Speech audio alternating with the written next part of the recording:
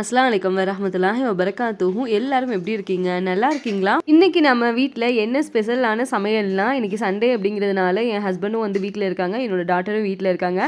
So அவங்களுக்காக தான் குர்பானி கறி வந்து நாங்கள் இருக்க வில்லேஜில் உள்ள வில்லேஜ் பீப்புளும் குர்பானி மீட் வந்து கொடுத்து விட்டுருந்தாங்க. ஸோ அந்த கறியை வச்சு தான் நம்ம ஊர் ஸ்டைலில், அதுவும் என்னோட ஸ்டைலில் கறியானம் வந்து காய்ச்சிட்ருக்கேன். சோறு வந்து ஏற்கனவே ஆக்கியாச்சு. பிரியாணி ரெசிபி வந்து நிறைய சகோதரர்கள் கேட்டிருந்தீங்க. பிரியாணி வந்து முந்தின நாளே சமைச்சு சாப்பிட்டாச்சுங்க. கண்டிப்பாக உங்களுக்கு வர நாட்களில் நான் அப்லோட் பண்ணுறேன்.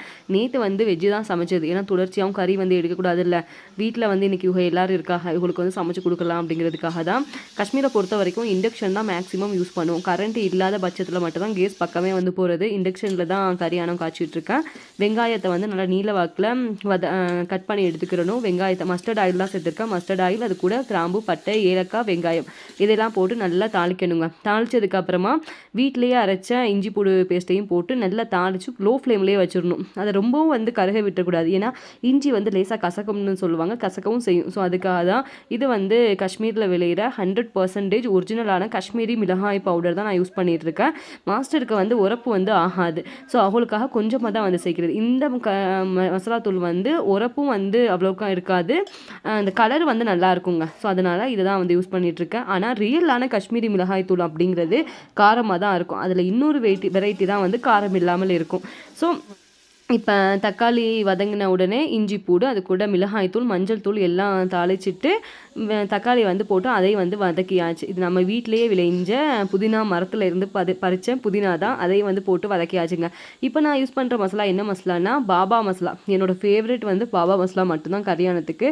பாபா மசாலா ப்ளஸ் வீட்டிலேயே அரைச்ச பிரியாணி மசாலா. அது கொஞ்சமாக வந்து நம்ம கறியானம் காய்ச்சிட்டு சேர்த்தோம் அப்படின்னா அவ்வளோ டேஸ்டியாக இருக்கும். பார்த்தீங்களா எப்படி இருக்குன்னு மசாலா. தக்காளி மசாலாவோட பச்சை ஸ்மெல்லாம் போகிற வரைக்கும் நல்லா வதக்கி விட்டுட்டு லோ ஃப்ளேமில் வந்து வச்சிடணும். லோ ஃப்ளேமில் வச்ச உடனே எண்ணெய் வந்து பிரிஞ்சு வரும். எண்ணெய் பிரிஞ்சு வந்ததுக்கப்புறமா தான் கழுகி வச்சுருக்க கறியை வந்து நம்ம சேர்க்கணும். கறியை சேர்த்ததுக்கப்புறமாவும் நல்லா கிளறி விட்டுட்டு அப்படியே வந்து கொஞ்சம் நேரம் நான் லோ ஃப்ளேம்லேயே வச்சுருவேன். வச்சதுக்கு அப்புறமா வீட்டில் வந்து உருளைக்கிழங்கு வச்சுருந்தேன். உருளைக்கிழங்கையும் வந்து இது வந்து நம்ம வீட்டில் விளைஞ்சது கிடையாது. நான் இப்போ 2 வருஷமாக உருளைக்கிழங்கு வந்து விளைவிக்கலை. நெக்ஸ்ட் இயர் கட்டாயம் வந்து அதையும் விளைவிச்சிருவேன்.